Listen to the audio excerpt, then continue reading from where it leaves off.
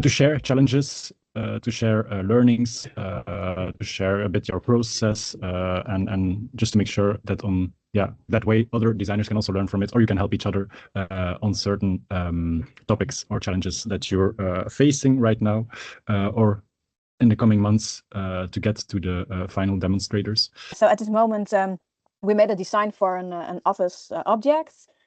From flax, hemp, miscanthus and cattail would be the best to use. So we say we can use acoustics, it would be hemp. If we use something constructional, it might be flax, and so on.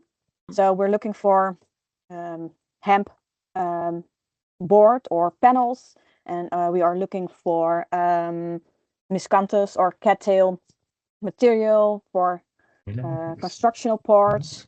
So if you have any solutions for this, it's very welcome. We can help you out with the materials that we have on the shelf that we know that are. And I think it's nice to have direct contact. Yeah, I think so. Yeah, that would be great. Perfect.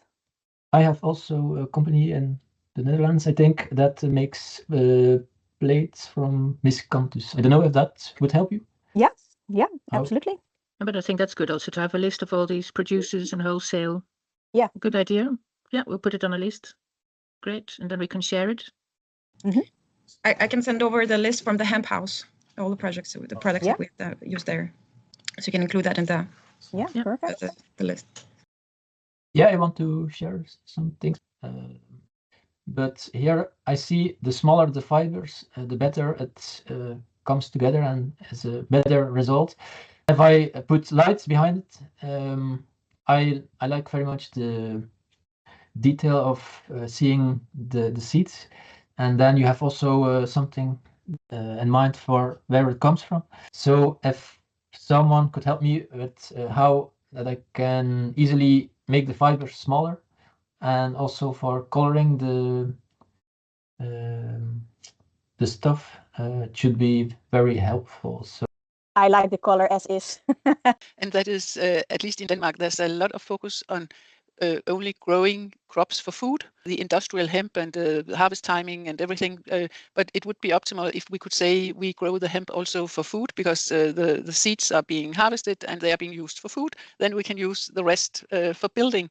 And I'm just wondering if that's a more general perspective, that when there's protein in it, it's for people, and maybe also if it's in a house and if it's a lamp, maybe the mice do not get there. but yeah. It could also be a matter of keeping the materials not so attractive to eat for anybody. Yeah. Then you can separate the seed. So you separate the shell from the seed before you cook it. Yeah. I broke my mixer trying to make them smaller. Yeah. But there are like companies who have smaller segments available. I'll try to find out and I'll let you know. Maybe you can try, if you only need the chips, maybe you can try the flour. If you go to the company and walk around the machinery, there's already some powder on the floor. You can. Yeah, that's a good idea. I can ask you.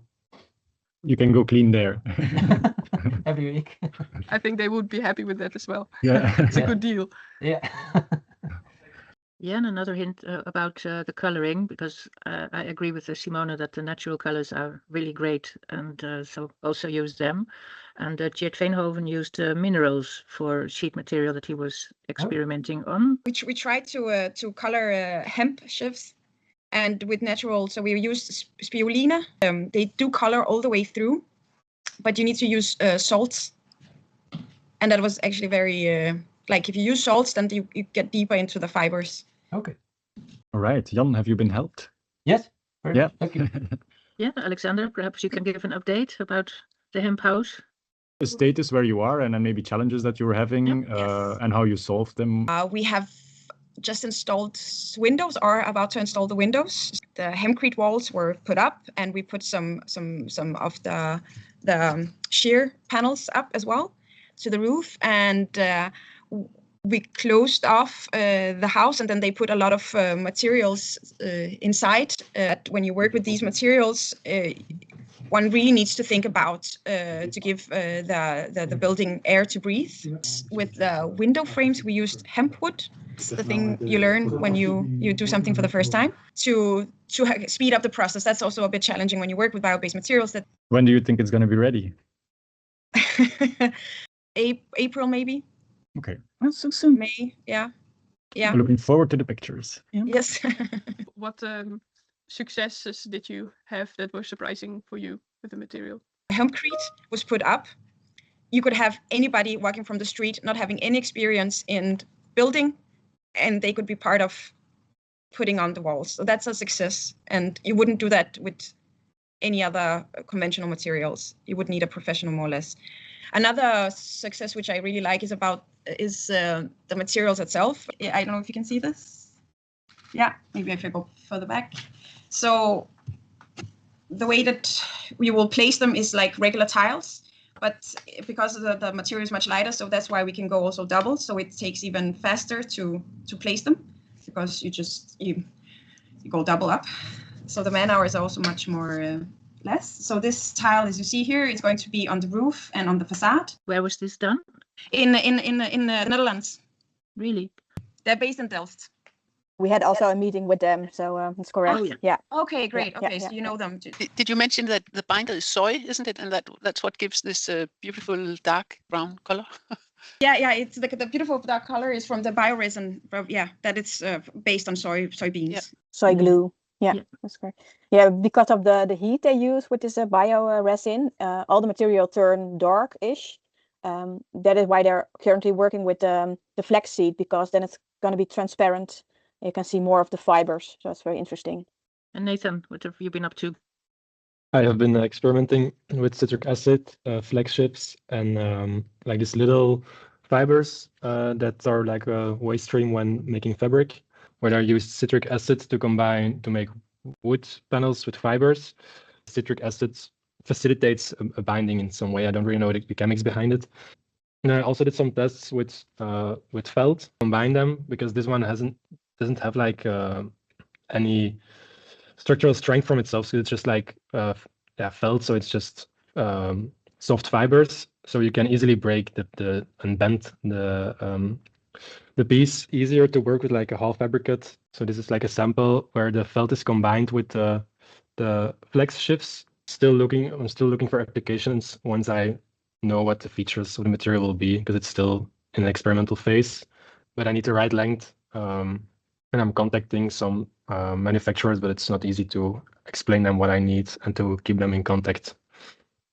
Maybe you can also contact Virila here in Kortrijk. It's a smaller company, and maybe it's better and faster to find the right person there. We will send you contact. Okay, great. Producers that make leather from pineapples, they just burn it. It's from whenever they cut the rest of the plant, they cut it down and then they burn it. So it is a waste stream. Yeah, you can send me some information. You'll be welcome. Thanks. Florian.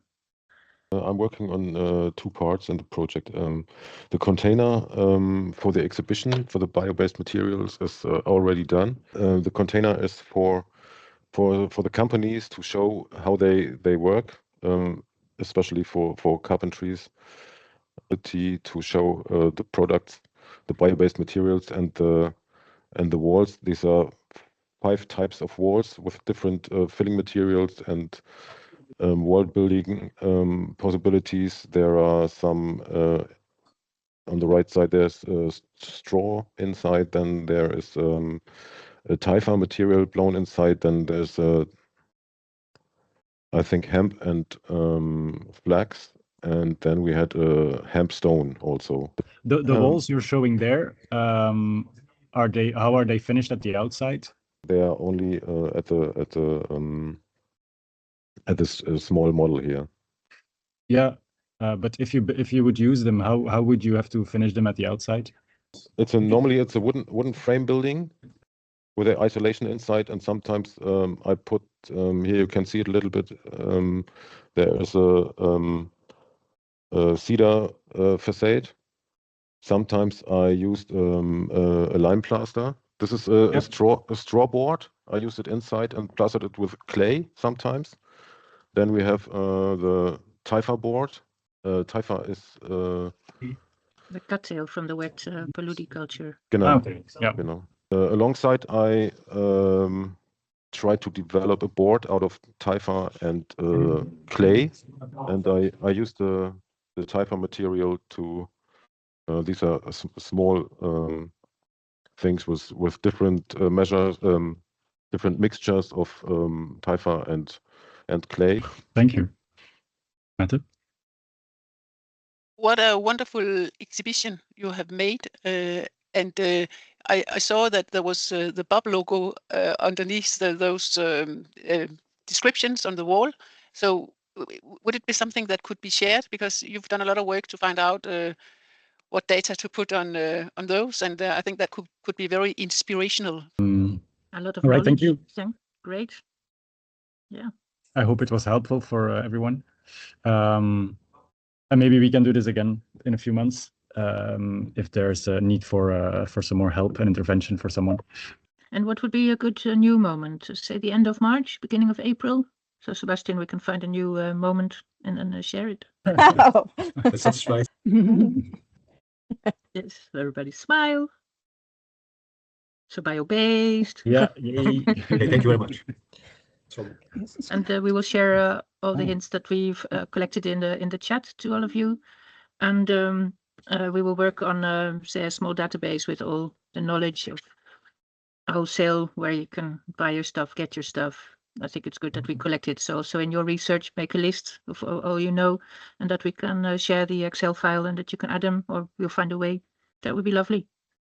So then we have the North Sea region covered. Perfect. All right. Thank you very much, everyone, and enjoy the rest of your day. And we will see each other in the next session then. Perfect. Okay, Thank you. bye. Thanks. Bye-bye. Bye. Bye. Bye-bye. Adios.